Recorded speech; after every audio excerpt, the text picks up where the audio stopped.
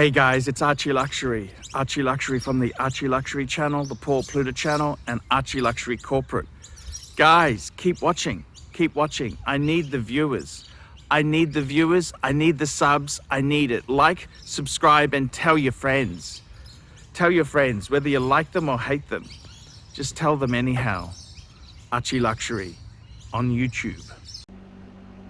Hey guys, ArchieLuxury on the ArchieLuxury channel, Paul Pluta channel. Today I'm doing paid review 20 SE48. 20 SE48. Quick.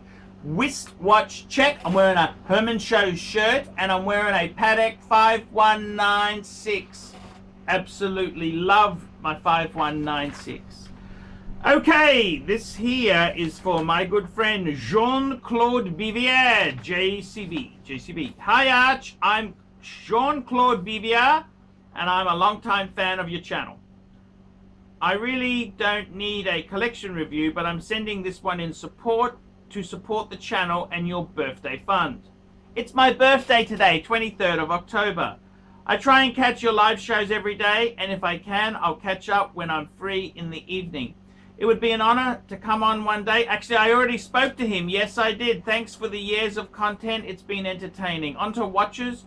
I've recently rebuilt my collection, keeping only one original piece, being the Breitling discussed below. I'm not a rich man, so I'm looking to build a 4-piece collection, and I have collected 3 pieces so far. So your advice on the 4th would be great. I think 2 to 4 quality pieces is the ideal collection size. 1 to 2 daily drivers and 1 to 2 occasional pieces. So 4 quality pieces seems like a good fit to me. Number 1, the first serious piece I acquired was the Breitling Transocean Chronograph Limited Edition back in 2012.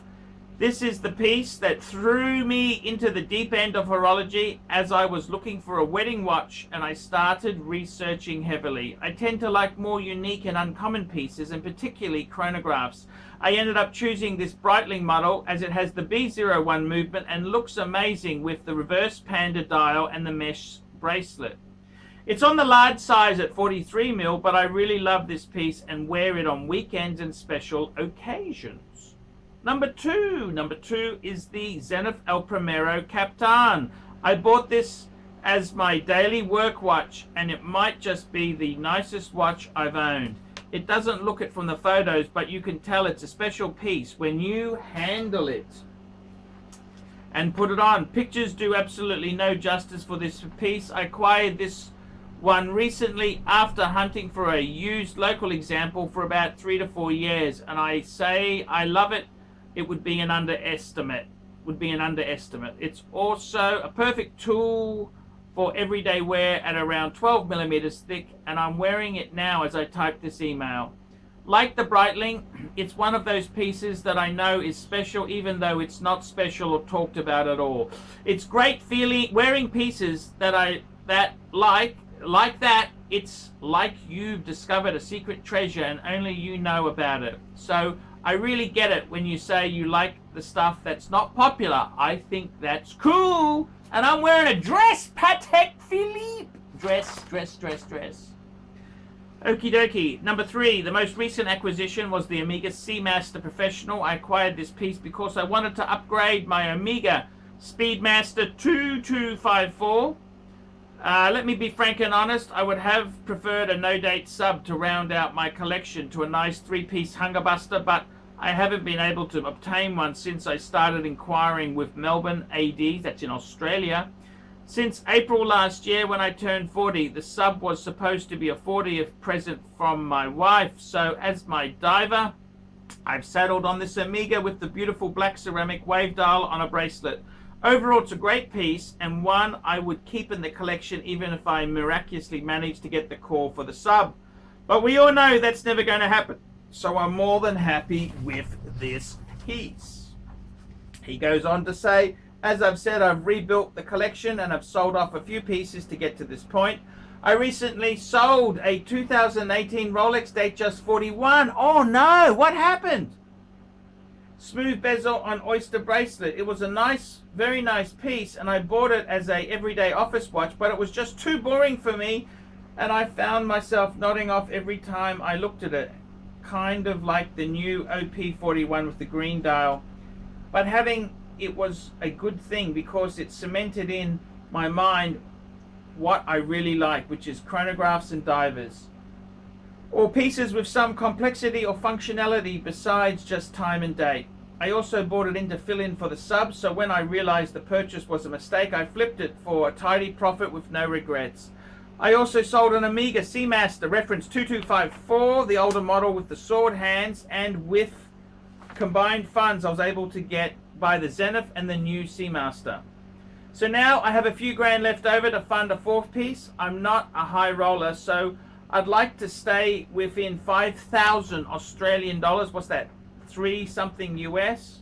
About 3.5 US for the American punters, and acquire something in the 40 mil range, since the current 3 pieces are all 42 to 43. I think the Tudor Black Bay 58 navy blue would fit the bill perfectly due to the size and the pop of color it would add to the collection, and that would then give me a nice 2 chrono 2 diver.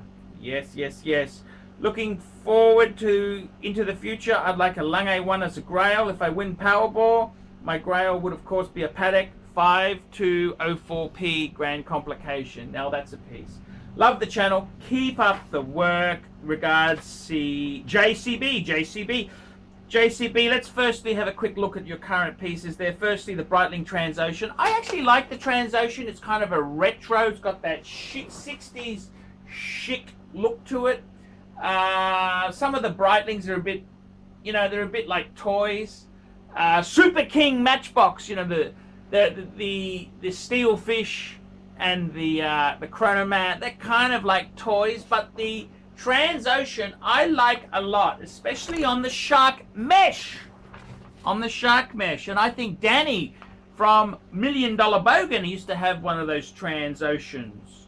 Great watch.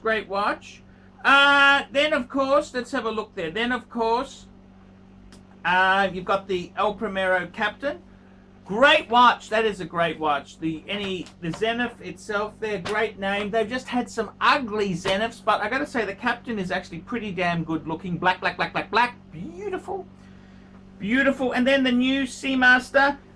Yes, well done. I got to be honest with you. I'm a bit speechless. I would have said a Datejust 41 would have been a perfect combo. You'd have a Breitling, Zenith, Omega, and a Rolex. That'd be the perfect combo meal deal. Hunger buster.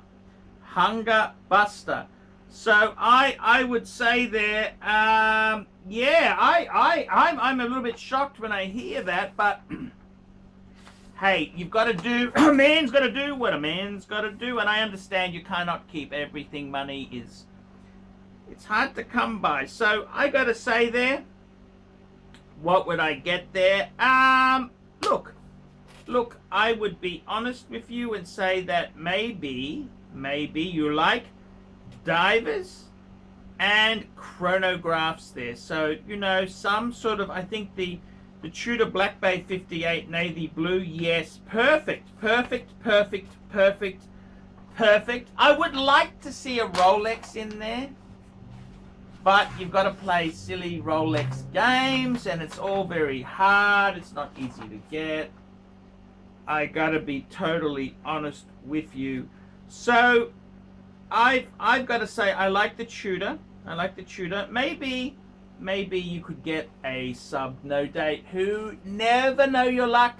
Sometimes you just pay the premium. I'd get the 40 mil ceramic. I think that's the way to go. I think maybe just pay the premium, get it, and enjoy it. So maybe that is the best way to go. That could be the best way to go there.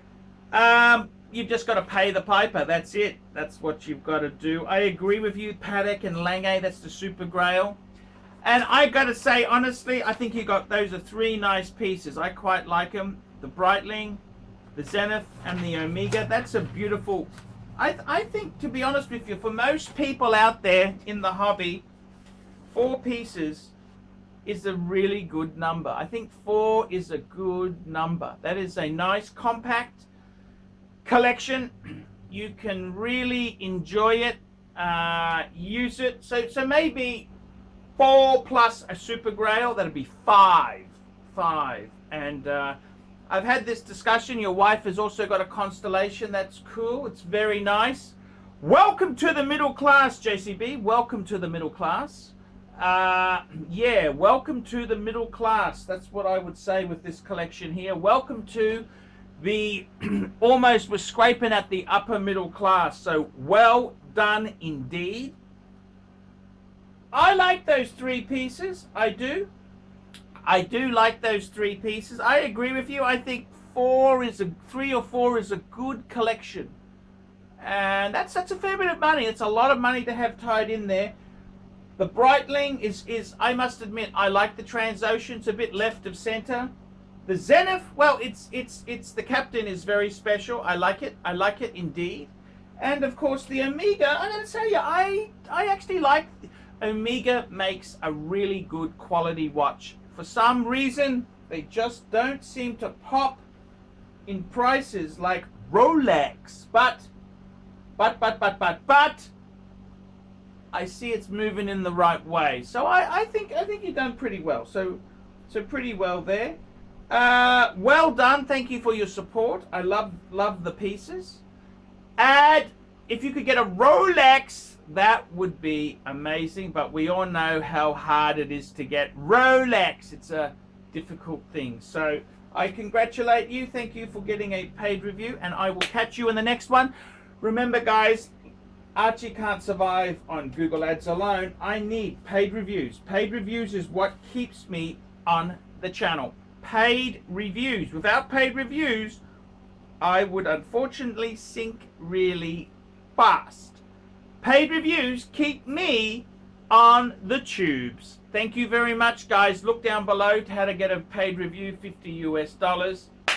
I'm Yaponif. Tell me what you guys think of that. Hi guys, ArchieLuxury, and who do I recommend in America?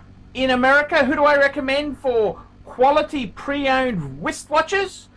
David SW, David SW, David SW. Go to davidsw.com. He is the best, the greatest pre-owned dealer in all of the United States of America. David SW, David SW, David SW. Hey guys, ArchieLuxury. Who do I recommend for watches in Brisbane and Sydney? Vintage Watch Co. That's correct. Vintage Watch Co. in Brisbane Arcade in Brisbane and the Strand Arcade in Sydney. Vintage Watch Co. Brisbane and Sydney. Ronnie, I've known him since the late 90s. Ronnie is a top bloke. Luke is a great guy. Vintage Watch Co. That is who I recommend in Australia. Check out Vintage Watch Co. and the guys' amazing range of watches. They also do service and repairs. Vintage Watch Co. That is where the Pontiff goes. You know, some of my Pateks came from Vintage Watch Co. That's right, guys. Vintage Watch Co.